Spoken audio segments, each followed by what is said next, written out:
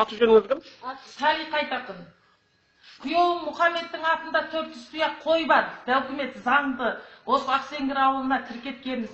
Қазір менде жайылымдық жер жоқ. Жайылымдық жерді мен мына Бақытқан апаның көршісі болып отырмын қазір. Ауданына да бардым, әкімге де келдім. Былтырдан бері Кім ауданға, кімге бардыңыз? Қандай аудан? жаңағы әкім кім еді? Жаңағы емес ана әкім. Жер бөлімінің Мараковский. Соған кірдік. Біздің осында жеріміз бар. Мен ана жерде отырған 2000-нан 2-ден бері отырмын. Мен бұрын 40 жыл шабан болғанмын.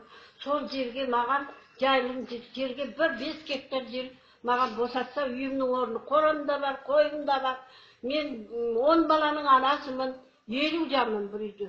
Міне сол табанымыз таусылып, ауданға да кіре алмадық, әкімге де кіре алмаймыз. Ешкім біздің сөзімізді тыңламайды. Сонымен міне екеуміз шығарсақ, мынаған әлім қаға жұмсады өзіміздің Ақсеңгірдің.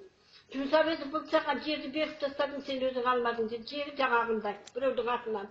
Ал маған сен отыра бір, сені көштігім жоқ дейді.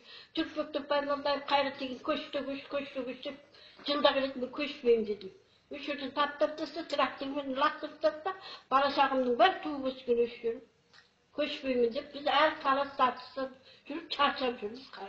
Бұл кісі келініңіз ба сіздің? Келін емес, мен 2004-те Қытайдан келгенмін. 5 балам бар. Өзімнің атым жөнім Айтақын Салиха қызы. Әкем күйеуімнің аты Мұхаммед. Былтыр Мұхаммед пен Алпамыс Нұрғасым таласқа түскен 5 гектар қашар жайылым турасында. 5 гектарға 12 адам таласқа түсіп еді. Алпамыс пен Нұрғасым Алпамыс пенен Мұхаммед Рақым екеуі таласқа түсіп еді. Ол екі таластағы адамға бермей, Албаты Марат деген татар кісі, осы Көкдала ауылының тұрғыны, соған документімізді аударып берді. Бұл жерде теңсіздік болып тұр. Тыңдаған әрбір ел басшылары, адамдар болса осы менің пікірімді тыңдап, ақиқаттайсы екен деймін. Ол кісінің қайша малы бар? Ешқандай малы жоқ ол кісінің. Мал жоқ адамға қайша гектар жер берді сонда? 5 гектар қашардың орнын таласты. Сонда бұл Қазақстанда бұл жерде қағаз сөйлейді. Ол қағазды 2 адам басына жасап отыр. Сонда ол Марат деген адамға қалай аударып берген мен білмеймін. Бұл жерде теңсіздік болып тұр. Мен осы жерде қайран Қытайым, елім деп еңіредім шынымен де. Бұл қалай сонда? Біз сонда бізге жер бермесе, біздің басқа мамандығымыз